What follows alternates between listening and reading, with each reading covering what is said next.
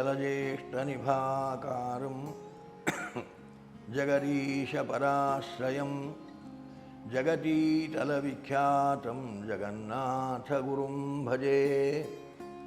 ಹರಿಕಥಾಮೃತಸಾರ ಗುರುಗಳ ಕರುಣದಿಂದಾಪನಿತು ಪೇಳುವೆ, ಪರಮ ಭಗವದ್ಭಕ್ತರಿರನಾದರದಿ ಕೇಳುವುದು. ಪುರುಷರೂಪತ್ರಯ ಪುರಾತನ ಪುರುಷ ಪುರುಷೋತ್ತಮಕ್ಷರಾಕ್ಷರ ಪುರುಷ ಪೂಜಿತ ಪಾದ ಪೂರ್ಣಾನಂದ ಜ್ಞಾನಮಯ. ಪುರುಷ ಸೂಕ್ತ ಸುಮೇಯ ತತ್ತತ್ಪುರುಷ ಹೃತ್ಪುಷ್ಕರ ನಿಲಯ. ಮಹಾಪುರುಷ ಅಜಾಂಡಾಂತರದಿ ವ್ಯಾಪ್ತ ನಿರ್ಲಿಪ್ತ. ಭಗವಂತನ ಪುರುಷ ರೂಪಗಳನ್ನು ನಾವು ಚಿಂತನೆ ಮಾಡುತ್ತಾ ಇದ್ದೇವೆ. ಪುರುಷ ಶಬ್ದಾರ್ಥದ ಚಿಂತನೆಯನ್ನು ಮಾಡುತ್ತಾ ಇದ್ದೇವೆ ಈ ಪದ್ಯದಲ್ಲಿ. ಪುರುಷ ಅಂದರೆ ಪುರು ಷಡ್ಗುಣೈಹಿ, 6 ಗುಣಗಳು ಯಾವ ಆತನಲ್ಲಿ ಮಡುಗಟ್ಟಿ ನಿಂತಿವೆಯೋ, ಷಡ್ಗುಣೈಶ್ವರ್ಯ ಸಂಪನ್ನನೋ, ಯಾರು ಭಗವಾನ್ ಅಂತ ಅನಿಸಿಕೊಳ್ತಾನೋ ಅವನೇ ಪುರುಷನಾಮಕನಾಗಿರತಕ್ಕಂಥವ. ಯಾವುದದು 6 ಗುಣಗಳು ಅಂದರೆ ಜ್ಞಾನ, ಭಕ್ತಿ, ಬಲ, ಐಶ್ವರ್ಯ, ವೀರ್ಯ, ತೇಜಾಂಸಿ. ಈ 6 ಗುಣಗಳು ಭಗವಂತನಲ್ಲಿ ನಾವು ವಿಶೇಷವಾಗಿರತಕ್ಕಂತಹ ಚಿಂತನೆಯನ್ನು ಮಾಡಬೇಕು ಬೇಕಾಗಿರತಕ್ಕಂತಹ ಗುಣಗಳು. ಜ್ಞಾನ ಪೂರ್ಣಾನಂದ ಜ್ಞಾನಮಯ ಅಂತ ನೋಡ್ರಿ, ಇದನ್ನೇ ಪೂರ್ಣಾನಂದ ಜ್ಞಾನಮಯ, ಪೂರ್ಣವಾದ ಜ್ಞಾನ. ಜ್ಞಾನಮಯ ಅಂದರೆ, ಮಯ ಅಂದರೆ ಪ್ರಧಾನ ಅನ್ನುವ ಅರ್ಥವನ್ನು ನಾವು ಹಿಂದೆ ನೋಡಿದ್ದೇವೆ. ಪ್ರಧಾನ ಜ್ಞಾನ ಅದು ಉಂಟಾದರೆ ಭಗವಂತನಲ್ಲಿ ಪೂರ್ಣವಾಗಿ ಜ್ಞಾನದಿಂದ ಪ್ರಧಾನನಾಗಿದ್ದಾನೆ, ಅವನು ಪೂರ್ಣನಾಗಿದ್ದಾನೆ. ಜ್ಞಾನಮಯ ಜ್ಞಾನ ಸ್ವರೂಪನಾಗಿದ್ದಾನೆ. ಜ್ಞಾನಮಯ ಅಂದರೆ ಜ್ಞಾನ ಸ್ವರೂಪನಾಗಿದ್ದಾನೆ. ಜ್ಞಾನ ಬೇರೆ, ಭಗವಂತ ಬೇರೆ ಅಲ್ಲ. ಭಗವಂತನಿಗೆ ಜ್ಞಾನ ಉಂಟು, ವ್ಯವಹರಿಸ್ತೇವೆ. ಆದರೆ ಭಗವಂತನ ಜ್ಞಾನ ಹೇಗುಂಟು? ಭಗವಂತ ಜ್ಞಾನ ಸ್ವರೂಪನಾಗಿದ್ದಾನೆ.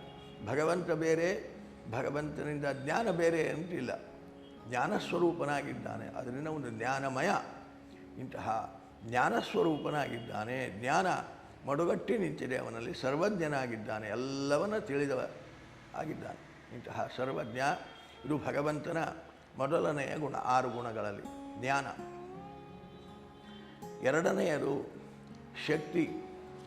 ಶಕ್ತಿ ಅಂದರೆ ಸಾಮರ್ಥ್ಯ. ಸಾಮರ್ಥ್ಯ ಅವನದು ಎಂಥದ್ದು ಅಂದರೆ ಅಘಟ್ಟಘಟನಾ ಸಾಮರ್ಥ್ಯ. ಯಾವುದನ್ನೂ ಇಚ್ಛಾ ಮಾತ್ರದಿಂದ ಸೃಷ್ಟಿ ಮಾಡತಕ್ಕಂತಹ ಸಾಮರ್ಥ್ಯ. ಭಗವಂತ ಅದ್ಭುತವಾದ ಈ ಪ್ರಪಂಚವನ್ನು ಸೃಷ್ಟಿ ಮಾಡಿದ್ದಾನೆ. ಪ್ರಪಂಚವನ್ನು, ಈ ಬ್ರಹ್ಮಾಂಡವನ್ನು ಭಗವಂತ ಸೃಷ್ಟಿ ಮಾಡಿದ್ದಾನಲ್ಲ, ಎಷ್ಟು ವಿಸ್ತೃತವಾಗಿರತಕ್ಕಂಥದ್ದು ಇದು ಬ್ರಹ್ಮಾಂಡ, ಎಷ್ಟು ವಿಧವಾಗಿರತಕ್ಕಂಥದ್ದು, ಎಷ್ಟು ವೈವಿಧ್ಯವಾಗಿರತಕ್ಕಂಥದ್ದು, ಎಷ್ಟು ವಿಲಕ್ಷಣವಾಗಿರತಕ್ಕಂಥದ್ದು. ಆಲೋಚನೆ ಮಾಡ್ತಾ ಹೊರಟ್ರೆ ಸಾಮಾನ್ಯರಿಗೆ, ಅಲ್ಪಶಕ್ತರಿಗೆ ಈ ಕಾರ್ಯ ಸಾಧ್ಯ ಇಲ್ಲ. ಒಂದು ಮಡಕೆ ಮಾಡಬೇಕಾದರೆ ಎಷ್ಟು ಜ್ಞಾನ ಬೇಕು, ಎಷ್ಟು ಶಕ್ತಿ ಸಾಮರ್ಥ್ಯಗಳು ಬೇಕು. ಆ ಮಡಕೆ ಮಾಡುವ ವಿಧಾನಗಳು ತಿಳಿದಿರಬೇಕು. ಆ ಮಣ್ಣು ಹೊತ್ತು ತಂದು ತಿಗರಿಯಲ್ಲಿಟ್ಟು ಯಾವ ರೀತಿಯಾಗಿ ತಿರುಗಿಸಬೇಕು, ಆ ಮಣ್ಣನ್ನು ಯಾವ ಹದದಲ್ಲಿ ತಾನು ಕಲಸಬೇಕು, ಯಾವ ರೀತಿಯಾಗಿ ತಿಗರಿಯಲ್ಲಿ ತಿರುಗಿಸುವಾಗ ಆಕಾರ ಮಾಡಬೇಕು, ಇದೆಲ್ಲ ಅದನ್ನು ಮಡಕೆ ಮಾಡಿದ ಮೇಲೆ ಎಷ್ಟು ಹದದಲ್ಲಿ ಕಾಯಿಸಬೇಕು, ಇದೆಲ್ಲ ತಿಳುವಳಿಕೆ ಇದ್ದರೆ, ದೇಹದಲ್ಲಿ ಬಲ ಇದ್ದರೆ ಒಂದು ಮಡಕೆ ಮಾಡಬಹುದು. ಇಂತಹ ಒಂದು ಸಾಮಾನ್ಯ ಮಡಕೆ ಮಾಡಬೇಕಾದ್ರೆ ಎಷ್ಟು ಜ್ಞಾನ ಬೇಕಾದರೆ, ಇಂತಹ ಚಿತ್ರ ವಿಚಿತ್ರವಾಗಿರತಕ್ಕಂತಹ ಅದ್ಭುತ ಪ್ರಪಂಚವನ್ನು ಭಗವಂತ ಸೃಷ್ಟಿ ಮಾಡಿದ್ದಾನಲ್ಲ, ಅವನ ಶಕ್ತಿ ಸಾಮರ್ಥ್ಯ ಜ್ಞಾನ ಎಂಥದ್ದು ಆಲೋಚನೆ ಮಾಡಬೇಕಲ್ವ. ಪೂರ್ಣವಾದ ಶಕ್ತಿ, ಪೂರ್ಣವಾದ ಸಾಮರ್ಥ್ಯ, ಪೂರ್ಣವಾದ ಜ್ಞಾನ ಇದ್ದರೆ ಸಾಲದು, ಕ್ರಿಯೆ ಮಾಡಲಿಕ್ಕೆ ಸಾಮರ್ಥ್ಯ ಬೇಕಾಗ್ತದೆ. ಸೃಷ್ಟಿ ಮಾಡಬೇಕಾದ್ರೆ ಸಾಮರ್ಥ್ಯ ಬೇಕಾಗ್ತದೆ. ಅದರಿಂದ ಅಂತಹ ಪೂರ್ಣವಾದ ಶಕ್ತಿ ಉಳ್ಳವನಾಗಿದ್ದಾನೆ.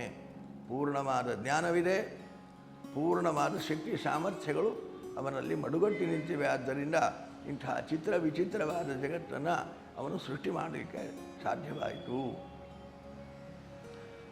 ಹೀಗೆ ಜ್ಞಾನ, ಶಕ್ತಿ. ಮೂರನೆಯ ಗುಣ ಬಲ ಅಂತಾರೆ.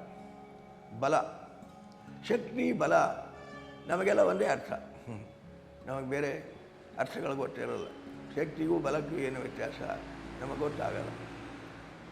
ಸೃಷ್ಟಿ ಮಾಡಿದ ನಂತರದಲ್ಲಿ ಅದನ್ನು ಸಂರಕ್ಷಣೆ ಮಾಡಬೇಕಲ್ಲ. ಸಂರಕ್ಷಣೆ ಮಾಡುವ ಶಕ್ತಿಯನ್ನು ಬಲ ಅಂತ ಕರೀತಾರೆ. ಸೃಷ್ಟಿ ಮಾಡುವ ಸಾಮರ್ಥ್ಯವನ್ನು ಶಕ್ತಿ ಅಂತ ಕರೆದರು. ಸೃಷ್ಟಿ ಮಾಡಿದ ನಂತರದಲ್ಲಿ ಸೃಷ್ಟವಾದ ಪದಾರ್ಥವನ್ನು ಸಂರಕ್ಷಣೆ ಮಾಡುವುದು ಬಲ. ಸೃಷ್ಟಿ ಮಾಡುವ ಸಾಮರ್ಥ್ಯ ಅದು ಶಕ್ತಿ. ಸೃಷ್ಟಿ ಮಾಡಿದ ಪದಾರ್ಥವನ್ನು ಸಂರಕ್ಷಣೆ ಮಾಡುವುದು ಅದು ಬಲ, ಅದು ಪ್ರತ್ಯೇಕ. ಬರೀ ಸೃಷ್ಟಿ ಮಾಡಿದರೆ ಆಯಿತು. ಕುಂಬಾರ ಮಡಕೆ ಮಾಡಿದ, ಅದರ ಸಂರಕ್ಷಣೆ ಜವಾಬ್ದಾರಿ ಅವನಿಗಿಲ್ಲ. ಸಂರಕ್ಷಣೆ ಇಲ್ಲಿವರೆಗೆ ಮಾರಾಟ ಮಾಡುವವರಿಗೆ ಇಷ್ಟೇ. ಆದರೆ ಭಗವಂತ ಹಾಗಲ್ಲ. ತಾನಿಂದ ಸೃಷ್ಟವಾದ ಅದ್ಭುತವಾದ ವಿಚಿತ್ರವಾದ ಈ ಬ್ರಹ್ಮಾಂಡವನ್ನು ರಕ್ಷಣೆಯೂ ಅವನೇ ಮಾಡ್ತಾನೆ. ಸೃಷ್ಟಿ ಮಾಡುವುದು ಮಾತ್ರವಲ್ಲ, ಅದರ ಸಂರಕ್ಷಣೆ, ಅದರ ಸ್ಥಿತಿ, ಅದರ ಇರುವಿಕೆ ಅದು ಕೂಡ ಅವನಿಂದಲೇ. ಹೀಗೆ ತನ್ನಿಂದ ಸೃಷ್ಟವಾದ ಅದ್ಭುತವಾದ ಈ ಪ್ರಪಂಚವನ್ನು ಸಂರಕ್ಷಣೆ ಮಾಡುವ ಬಲವು ಪೂರ್ಣವಾಗಿ ಅವನಲ್ಲಿದೆ. ಸೃಷ್ಟಿ ಮಾಡುವ ಸಾಮರ್ಥ್ಯವೂ ಪೂರ್ಣವಾಗಿದೆ. ಸೃಷ್ಟಿಗೆ ಬೇಕಾದ ಜ್ಞಾನವೂ ಪೂರ್ಣವಾಗಿದೆ. ಸೃಷ್ಟಿ ಮಾಡಿದ ನಂತರದಲ್ಲಿ ಅದನ್ನು ಸಂರಕ್ಷಣೆ ಮಾಡುವ ಬಲವೂ ಅವನಲ್ಲಿ ಪೂರ್ಣವಾಗಿದೆ ಎಂದು ಉಪಾಸನೆ ಮಾಡಬೇಕಂತ ನಿತ್ಯದಲ್ಲಿ. ಪುರುಷ ಉಪಾಸನೆ ಅಂದರೆ ಹೀಗೆ. ಪುರುಷ ರೂಪದ ಉಪಾಸನೆ ಅಂದರೆ ಅವನಲ್ಲಿದ್ದ ಈ ಗುಣಗಳನ್ನು ಹೀಗೆ ನಾವು ನಿತ್ಯದಲ್ಲಿ ಚಿಂತನೆ ಮಾಡಬೇಕಂತ. ಜ್ಞಾನ, ಶಕ್ತಿ, ಬಲ. ಇನ್ನು ನಾಲ್ಕನೆಯ ಗುಣ ಐಶ್ವರ್ಯ ಅಂತಾರೆ. ಐಶ್ವರ್ಯ ಅಂದರೆ ನಮ್ಮೆಲ್ಲರ ಭಾಷೆಯಲ್ಲಿ ಐಶ್ವರ್ಯ ಅಂದರೆ ಸಂಪತ್ತು. ಶಾಸ್ತ್ರದ ಭಾಷೆಯಲ್ಲಿ ಐಶ್ವರ್ಯ ಅಂದರೆ ಸಂಪತ್ತಲ್ಲ, ಈಶ್ವರ ಭಾವ, ಒಡೆತನ. ಈ ಬ್ರಹ್ಮಾಂಡವನ್ನು ಭಗವಂತ ಸೃಷ್ಟಿ ಮಾಡಿದ, ಸಂರಕ್ಷಣೆ ಮಾಡಿದ. ಒಡೆತನ, ಇಡೀ ಬ್ರಹ್ಮಾಂಡದ ಒಡೆತನ ಅವನಿಗೆ ಮಾತ್ರ ಸೇರಿದ್ದು. ಇದರ ಒಡೆತನ ಇನ್ನೊಬ್ಬರಿಗೆ ಯಾರಿಗೂ ಇಲ್ಲ. ಒಡೆತನ ಅನ್ನೋದೊಂದು ಅವನ ಪೂರ್ಣವಾದ ಗುಣ. ಇಂತಹ ಒಡೆತನ ಸೃಷ್ಟಿ ಮಾಡಿ ಯಾರಿಗೋ ಬಿಟ್ಟು ಕೊಟ್ಟದ್ದಲ್ಲ, ಸೃಷ್ಟಿ ಮಾಡಿದ್ದ ನೀನು ರಕ್ಷಣೆ ಮಾಡುವಂತ ಕೊಟ್ಟಿದ್ದಲ್ಲ. ಸಂಪೂರ್ಣ ಒಡೆತನ. ಅಭಿಮಾನಿ ದೇವತೆಗಳಿದ್ದಾರೆ, ಒಂದೊಂದು ವಿಭಾಗಗಳನ್ನು ಅವರಿಗೆ ಕೊಟ್ಟಿದ್ದಾನೆ. ಆದರೆ ಸಂಪೂರ್ಣ ಒಡೆತನ ಆ ಅಭಿಮಾನಿಗಳಿಗೂ ಇಲ್ಲ. ಅವರಿಗೆ ತಮ್ಮದೇ ಆದ ಆ ವಿಷಯದಲ್ಲಿ ಕೂಡ ಸಂಪೂರ್ಣ ಒಡೆತನ ಅನ್ನತಕ್ಕಂಥದ್ದಿಲ್ಲ. ಸಂಪೂರ್ಣ ಒಡೆತನ ಅದು ಭಗವಂತನಿಗೆ ಮಾತ್ರ ಸೇರಿರತಕ್ಕಂಥದ್ದಾಗಿದೆ. ಹೀಗೆ ಐಶ್ವರ್ಯ ಅಂದರೆ ಒಡೆತನ. ಇಲ್ಲಿ ನೋಡ್ರಿ, ವೀರ್ಯ ಅಂತಾರೆ ಮತ್ತೊಂದು ಗುಣ. ಐದನೆಯ ಗುಣ ವೀರ್ಯ ಅಂತಾರೆ. ಶಕ್ತಿ, ಬಲ, ವೀರ್ಯ ಇವೆಲ್ಲ ನಾವು ಕೋಶದಲ್ಲಿ ನೋಡಿದರೆ ಒಂದೇ ಥರದ ಅರ್ಥಗಳನ್ನು ಕೊಡತಕ್ಕಂತಹ ಶಬ್ದಗಳು. ವೀರ್ಯ ಅಂದರೆ ಈ ಶಕ್ತಿ ಬಲಕ್ಕಿಂತ ವಿಭಿನ್ನವಾದದ್ದು. ಏನು ವಿಭಿನ್ನ? ಸೃಷ್ಟಿ ಮಾಡುವ ಸಾಮರ್ಥ್ಯ ಶಕ್ತಿ ಆದರೆ, ಸೃಷ್ಟಿ ಮಾಡಿದ್ದನ್ನು ಸಂರಕ್ಷಣೆ ಮಾಡುವುದು ಬಲ ಆದರೆ, ಈ ಸೃಷ್ಟಿಯನ್ನು ವಾತಾವರಣದಲ್ಲಿದ್ದ ಅಸತ್ಶಕ್ತಿಗಳು, ದುಷ್ಟಶಕ್ತಿಗಳು, ದೈತ್ಯ ಶಕ್ತಿಗಳು ಈ ಸೃಷ್ಟಿಯನ್ನು ನಾಶ ಮಾಡಬೇಕು ಅಂತ ಬಂದಾಗ ಪ್ರತಿರೋಧಿಸಿ ಅವುಗಳನ್ನು ತಡೆಯುವ ಸಾಮರ್ಥ್ಯವನ್ನು ವೀರ್ಯ ಅಂತ ಕರೀತಾರೆ. ಇದು ವೀರ್ಯ. ಎಷ್ಟು ವಿರೋಧ ಬಂದರೂ ಅವರನ್ನು ತಿರಸ್ಕರಿಸುವ ಅಪಾರವಾದ ಸಾಮರ್ಥ್ಯವನ್ನು ವೀರ್ಯ ಅಂತ ಕರೀತಾರೆ. ಯಾರಿಗೂ ಮಣಿಯದೆ ಎಲ್ಲರನ್ನೂ ಮಣಿಸುವ ಸಾಮರ್ಥ್ಯ, ದುಷ್ಟಶಕ್ತಿಗಳನ್ನು ಮಣಿಸುವ ಸಾಮರ್ಥ್ಯ, ಅದನ್ನು ವೀರ್ಯ ಅಂತ ಕರೀತಾರೆ. ನೋಡಿ, ಬಲೆ ವಿಚಿತ್ರವಾಗಿರತಕ್ಕಂತಹ ಚಿಂತನೆ ಶಾಸ್ತ್ರಕಾರರು ಕೊಡ್ತಾರೆ. ನಮ್ಮ ಕಲ್ಪನೆಯಲ್ಲೇ ಇರೋದಿಲ್ಲ ಅಂತಹ ಅದ್ಭುತವಾದ ಕಲ್ಪನೆಗಳನ್ನು ಶಾಸ್ತ್ರಕಾರರು ನಮಗೆ ಕೊಡ್ತಾರೆ. ಹೀಗೆ ಮತ್ತೊಬ್ಬರನ್ನು ಮಣಿಸಬೇಕು, ತಾನು ಇನ್ನೊಬ್ಬರಿಗೆ ಮಣಿಯಬಾರದು. ಮತ್ತೊಬ್ಬರನ್ನು ಮಣಿಸುವ ಸಾಮರ್ಥ್ಯ ತನಗಿರಬೇಕು. ಇದನ್ನು ವೀರ್ಯ ಅಂತ ಕರೆಯುತ್ತಾರೆ. ಈ ವೀರ್ಯವೂ ಪರಮಾತ್ಮನಲ್ಲಿ ಪೂರ್ಣವಾಗಿ ಉಂಟು. ಯಾವ ಅಸತ್ಶಕ್ತಿಯೂ ಭಗವಂತನನ್ನು ಅಲ್ಲಗಳದಿಲ್ಲ, ನಾಶ ಮಾಡಿದ್ದು ಅಂತಿಲ್ಲ. ತನ್ನಿಂದ ಅದ್ಭುತವಾದ ಪ್ರಪಂಚ ಸೃಷ್ಟಿ ಮಾಡ್ತಾನೆ. ಸೃಷ್ಟಿ ಮಾಡುವ ಸಾಮರ್ಥ್ಯದಿಂದ ನಂತರದಲ್ಲಿ ರಕ್ಷಣೆ ಮಾಡುವ ಬಲ ಅವನಿಗುಂಟು, ಅದರ ಒಡೆತನ ಅವನಿಗುಂಟು. ಯಾವ ದುಷ್ಟಶಕ್ತಿಗಳು ಅದನ್ನು ನಾಶ ಮಾಡಬೇಕು ಅಂತ ಹೊರಟ್ರೆ ಅವರನ್ನು ಮಣಿಸುವ, ಅವರನ್ನು ತಿರಸ್ಕರಿಸಿ ನಾಶ ಮಾಡುವ ವೀರ್ಯವು ಅವನಿಗುಂಟು. ಹೀಗೆ ಪುರುಷ ರೂಪದ ಉಪಾಸನೆಯನ್ನು ನಾನಾ ಮಜಲುಗಳಲ್ಲಿ ನಮಗೆ ತಿಳಿಸಿಕೊಡ್ತಾರೆ ಶಾಸ್ತ್ರಕಾರರು. ಜ್ಞಾನ, ಭಕ್ತಿ, ಬಲ, ಐಶ್ವರ್ಯ, ವೀರ್ಯ ಇಂತಹ ಭಗವಂತ ಜ್ಞಾನಮಯ ಹೇಗೋ, ಆನಂದಮಯ ಹೇಗೋ ಹಾಗೆ ತೇಜೋಮಯ. ತೇಜೋಮಯ ಪ್ರಕಾಶರೂಪ, ಭಗವಂತನ ರೂಪ ಪ್ರಕಾಶರೂಪ, ಅದ್ಭುತವಾದ ಸೂರ್ಯಕೋಟಿ ಪ್ರಕಾಶ ಅಂತಾರೆ ನೋಡಿ, ಅನಂತ ಕೋಟಿ ಪ್ರಕಾಶ ಅಂತಾರೆ. ಇದೆ ತೇಜೋಮಯ. ತೇಜಸ್ಸು ಭಗವಂತನ ಅದ್ಭುತವಾಗಿರತಕ್ಕಂತಹ ತೇಜಸ್ಸು, ಪ್ರಕಾಶರೂಪ ಭಗವಂತ. ಕಾರಣ ಇವು ಈ 6 ಗುಣಗಳು, ಜ್ಞಾನ, ಶಕ್ತಿ, ಬಲ, ಐಶ್ವರ್ಯ, ತೇಜಸ್ಸು, ವೀರ್ಯ, ಈ 6 ಗುಣಗಳು, ಷಡ್ಗುಣಗಳು ಪೂರ್ಣವಾಗಿ ಯಾವಾತನಲ್ಲಿ ಇವೆಯೋ ಅವನು ಪುರುಷ ಪುರುಷ ಅಂತ ಕರೆಸಿಕೊಳ್ತಾನೆ.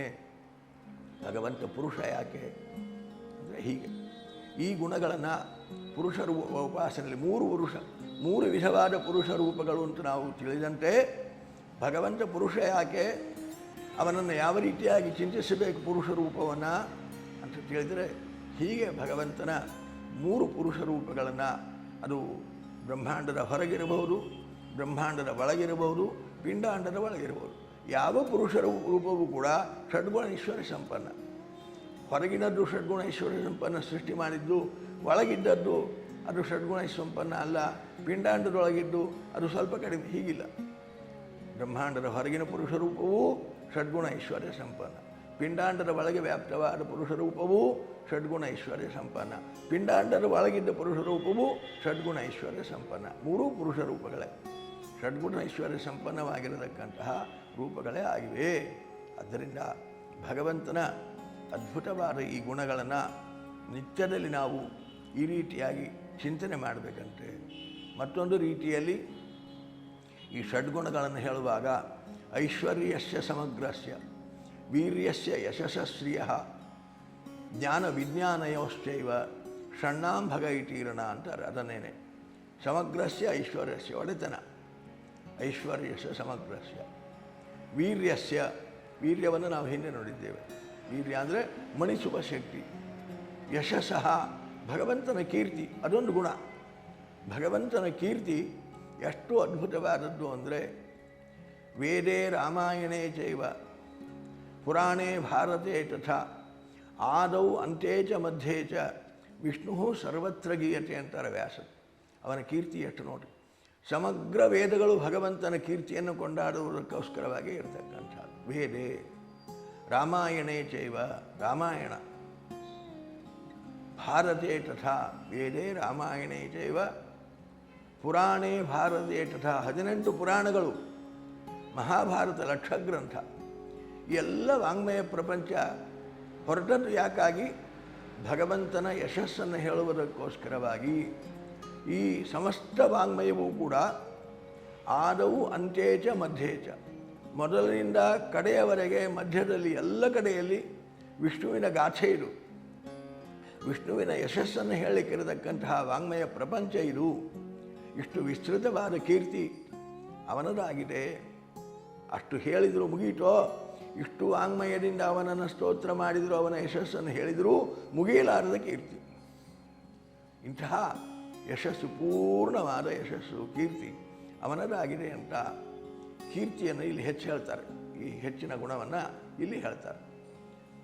ಸಮಗ್ರಸ್ಯ ವೀರ್ಯಸ್ಯ ಐಶ್ವರ್ಯಸ್ಯ ಸಮಗ್ರಸ್ಯ ವೀರ್ಯಸ್ಯ ಯಶಸ್ಸಃ ಶ್ರಿಯಃ.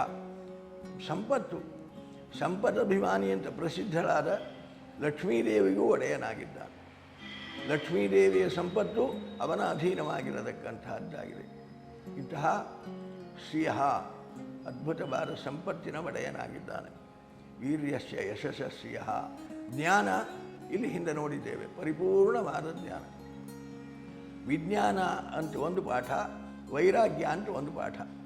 ವಿಜ್ಞಾನ ಅಂದರೆ, ಜ್ಞಾನ ಹೇಳಿದ ಮೇಲೆ ವಿಜ್ಞಾನ ಏನು ಅಂದರೆ, ವಿಜ್ಞಾನ ಅಂದರೆ ವಿ ಫಾರ್ ವಿಷ್ಣು, ವಿಷ್ಣುವಿನ ಜ್ಞಾನ, ಅವನ ವಿಷಯಕವಾದ ಜ್ಞಾನ ಅವನಿಗೆ ಪರಿಪೂರ್ಣವಾಗಿದೆಯೇ ಹೊರತು ಲಕ್ಷ್ಮೀದೇವಿಗೂ ಅವನ ವಿಷಯಕವಾದ ಪೂರ್ಣ ಜ್ಞಾನ ಇಲ್ಲ.